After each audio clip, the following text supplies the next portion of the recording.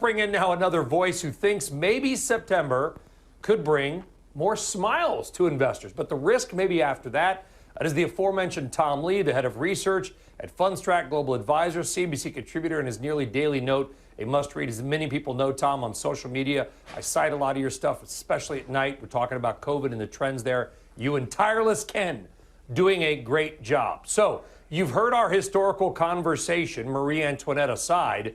What is your take on history, market trends, and where we may be headed or be headed? Beheaded, scary. I think Nice. I think markets can alarm everybody because we're already up 20% year to date and we're still in a pandemic. But the underlying fundamentals are still really strong, and I think there's a lot of pent-up demand. So one thing that makes me constructive is we are making a lot of highs in August, and I think those stats are very pertinent, but it's coming at a time of great caution.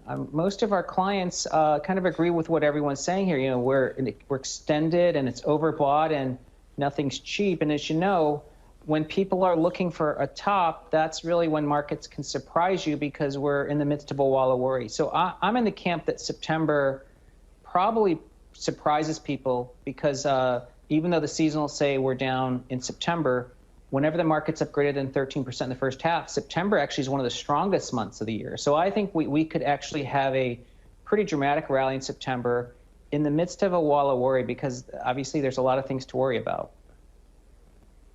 Yeah, you know, and so this stat that we're showing here, there's two ways to look at it. September has the worst average since 1945, down 0.6%. But as Josh Brown pointed out on Halftime Report today, Tom, that number can be a little bit misconstrued. Yes, if you say that, say, okay, September's the worst month, it's generally because that's when we've had the biggest massive drop. So in other words, it tends to do okay, say 9 out of 10 years, but the problem is that 10th year that it doesn't has such a big drop, it screws with all the averages, right? We know how averages work. Sure. You also have a price target on the S&P 500 that I think is basically not a target, but September, you think, has the highest number versus the year end. In other words, do you think the market will make its highs for the year next month? That's a possibility. So I think, you know, our year-end target is 4,600 for the S&P, and I think we'll be touching close to 4,650 this month in September. But the reason I think it's a possibility is that, you know, there are some headwinds developing. You know, one is the eviction and mortgage moratoriums ending. So we have to see how this really plays out in the economy. But, you know, there are going to be people who become, you know, homeless. And then we don't know how the fall wave looks for COVID, although, you know, the base case is still that this wave that we're in the midst is really the wave through the fall. So this is the worst. And if that's the case, the market can extend the rally.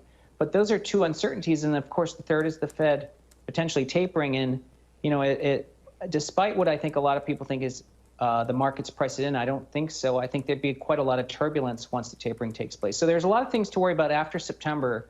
But I think in the September that we're facing now, I think people are cautious. They think we're going to have a drawdown.